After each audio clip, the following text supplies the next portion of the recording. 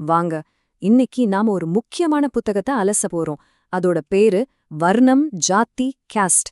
நம்ம இந்திய சமூக அமைப்பை பத்தி நாம காலம் காலமா நினைச்சிட்டு இருக்கிற பல விஷயங்களே இது கேள்விக்குள்ளாக்குது. சரி, இந்த புத்தகம் அப்படி என்னதான் சொல்லுதுன்னு உள்ள போய் பார்க்கலாம். இந்த புத்தகத்தோட மையமான ஒரு பெரிய கேள்வியே இதுதாங்க. இப்போ நாம பாக்குறோமே, இந்த இந்திய சாதி அமைப்பு, இது உண்மையிலேயே நம்ம பழங்காலத்துல இருந்ததா இல்ல பிரிட்டிஷ்காரங்க அவங்க வசதிக்காக உருவாக்குன ஒரு கட்டமைப்பா? இதத்தான் நாம இப்போ ஒன்னொன்னா அலசி ஆராய போறோம்.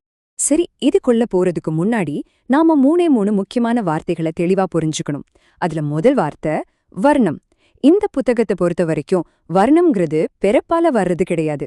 சிம்பிளா சொல்லணும்னா ஒருத்தரோட திறமைக்கும் அவங்க செய்யற வேலைக்கும் கொடுக்கப்பட்ட ஒரு பிரிவு, அவ்வளவுதான். ஓகே, அடுத்தது ரெண்டாவது வார்த்தை ஜாதி. இது வர்ணத்திலிருந்து கம்ப்ளீட்டா வேற. ஜாதிங்கிறது ஒரே மாதிரி தொழில் செய்யற ஒரு குழு, ஒரு கில்டு மாதிரி யோசிச்சுக்கோங்களேன். உதாரணத்துக்கு மண்பாண்டம் செய்யறவங்க எல்லாரும் ஒரு ஜாதி, நெசவு செய்யறவங்க எல்லாரும் ஒரு ஜாதி. இதுல ஒரு முக்கியமான விஷயம் என்னன்னா, ஒருத்தர் தன்னோட திறமையால முன்னேறவும் இதுல வாய்ப்பு இருந்துச்சு. கடைசியா மூணாவது வார்த்தை காஸ்ட். முதல்ல ஒன்று தெரிஞ்சுக்கோங்க, இது ஒரு இந்திய வார்த்தையே கிடையாது. இது போர்ச்சுகீஸ் வார்த்தை காஸ்டாலேருந்து வந்தது.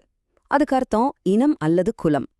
ஸோ இந்த புத்தகத்தோட வாதம் என்னன்னா, இந்த வெளிநாட்டு கான்செப்டை எடுத்து ஏற்கனவே இங்கிருந்த நிகழ்வான அமைப்புகள் மேல திணிச்சு அதை பிறப்பால தீர்மானிக்கப்படுற ஒரு ரொம்ப இறுக்கமான அமைப்பா மாத்திட்டாங்கிறது தான். அப்போ ஒரு கேள்வி வருது இல்லையா, பிரிட்டிஷ்காரங்க வர்றதுக்கு முன்னாடி இங்க உண்மையான அமைப்பு எப்படிதான் இருந்துச்சு?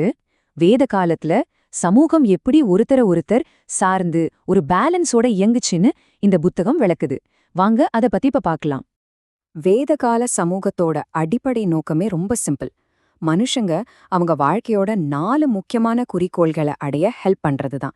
அதாவது பாருங்க, பொருள் சம்பாதிக்கிறது தப்பில்ல, அது அர்த்தம். ஆசைகளை நிறைவேற்றிக்கிறது தப்பில்ல, அது காமம்.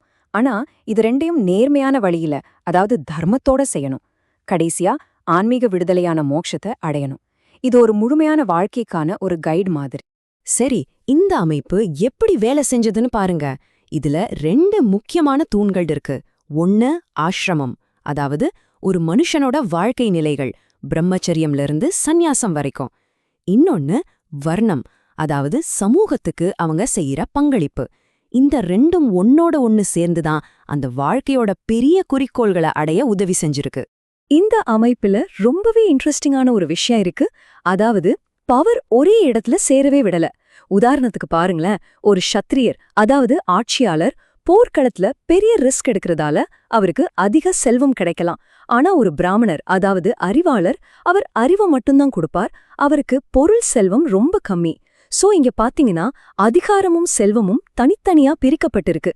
இதுதான் இந்த சிஸ்டத்தோட ஒரு முக்கியமான செக்ஸ் அண்ட் பேலன்ஸ். சரி, இவ்ளோ பேலன்ஸா இருந்த ஒரு சிஸ்டம் எப்படிங்க இன்னைக்கு நம்ம பாக்குற இந்த இறுக்கமான சாதி அமைப்பா மாறுச்சு? அந்த வரலாற்று மாற்றத்தை தான் இப்ப நாம பார்க்க போறோம். இங்க ஒரு ஆச்சரியமான விஷயம் இருக்கு. அபே டு பாய்ஸ்னு ஒரு பிரெஞ்சு மிஷனரி 19ஆம் நூற்றாண்டுல இங்க வந்தவர். அவரே இந்த அமைப்பை பாராட்டியிருக்கார். அவர் என்ன சொல்றாருன்னா, பல வெளிநாட்டு படையெடுப்புகள் வந்த போதும் இந்தியாவோட கலைகளையும் கலாச்சாரத்தையும் இந்த வர்ணஜாதி அமைப்பு தான் பாதுகாத்துச்சுன்னு சொல்றாரு.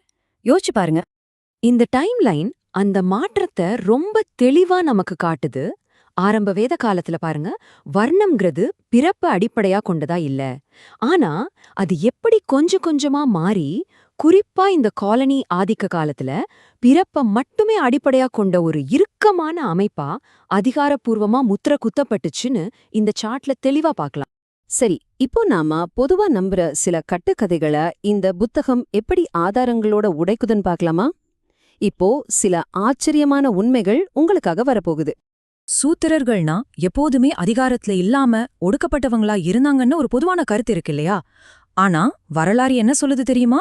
இந்தியாவோட மிகப்பெரிய பேரரசுகள்ல ஒன்னான மௌரிய பேரரச நிறுவின சந்திரகுப்த மௌரியரே ஒரு சூத்திரர் தான்னு இந்த புத்தகம் சொல்லுது.